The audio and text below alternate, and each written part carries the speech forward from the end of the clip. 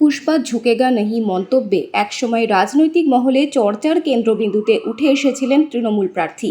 তবে শেষ পর্যন্ত কি তিনি ঝুঁকে গেলেন? ২১শে মে ডায়মন্ড হারবার লোকসভা কেন্দ্রের অন্তর্গত ফলতায় পুনর্ভোটের আগে বড় ঘোষণা করলেন তিনি।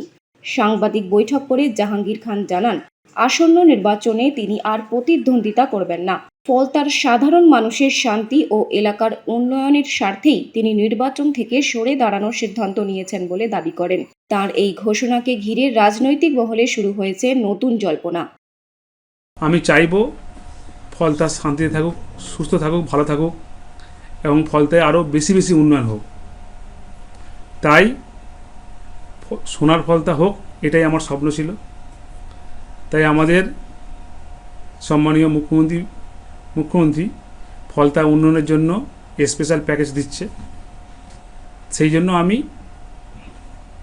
আগামী ২১শে মে যে রিপোল আছে, সেই রিপোলের কন্টেস্ট থেকে আমি নিজেকে দূরে সরিয়ে নিলাম।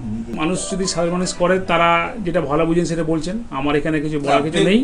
আমার ব্যক্তিগত মত, আমি ফলতার মানুষের সঙ্গে কোনোদিন খারাপ ব্যবহার করিনি এবং প্রত্যেকটা মানুষ যে বলছে আমার সামনে, যারা বলছে তারা হয়তো আমার নিজেই চেনে না, আমাকে হয়তো জানে না। যারা বলছে তারা যদি আমার সামনে আসে এবং আমার সামনে চোখে কথা বলে, তারা বুঝতে পারবে যে তাদের যেটা বলছে সেটা ভুল। জাহাঙ্গীর খান ফলতায় সরে দাঁড়াচ্ছেন, তো এখন সেই যে সরে দাঁড়ানো, তো ওখানে কোনো ভয়ের পরিবেশ তৈরি করে দিয়েছিল কিনা বিজেপি, ইলেকশন কমিশন, বিভিন্ন এজেন্সি দিয়ে। আবার প্রশ্ন হচ্ছে, যদি ভয়ের পরিবেশই হবে তাহলে পুষ্পা, সে তো ঝুঁকেগা নেই, পুষ্পা ভয় পাবে কেন? তাহলে ভয়ের পরিবেশ তৈরি করেছিল কিনা একটা প্রশ্ন। আর যদি ভয়ের পরিবেশ হয়ে থাকে, তাহলে পুষ্পা কেন ভয় পেল, সেটা আর একটা প্রশ্ন। আমরা এই বিষয়ে এই মুহূর্তে আমরা এটা বিশ্লেষণ করছি, সব খবর নিচ্ছি, বলতে পারবো না। তবে এটা ডায়মন্ড হারবার মডেল এরিয়ার অন্তর্গত, ফলে এখানে অভিষেক বন্দ্যোপাধ্যায়, তিনি মাননীয় সাংসদ, বিপুল ভোটে ওখানে জিতেছিলেন। নিশ্চয়ই তিনি বিচার বিশ্লেষণ করছেন, ও ব্যাপারটা উনি বলতে পারবেন। এটা ফলতা, যেটা ডায়মন্ড হারবার লোকসভা কেন্দ্রের অধীন, লোকসভার আবার ওখানে আমাদের লোকসভার দলনেতা এবং সর্বভারতীয় তৃণমূল কংগ্রেসের সর্বভারতীয় সাধারণ সম্পাদক অভিষেক বন্দ্যোপাধ্যায়ের জায়গা। ফলে উনি গোটা বিষয়টা চুলচেরা বিশ্লেষণ করে উনি বলতে পারবেন। তার আগে আমাদের পক্ষে বলা সম্ভব না। আমরা তৃণমূল কংগ্রেসের সৈনিক, মমতা বন্দ্যোপাধ্যায়ের নেতৃত্বে তৃণমূলে আছি, তৃণমূলে থাকছি।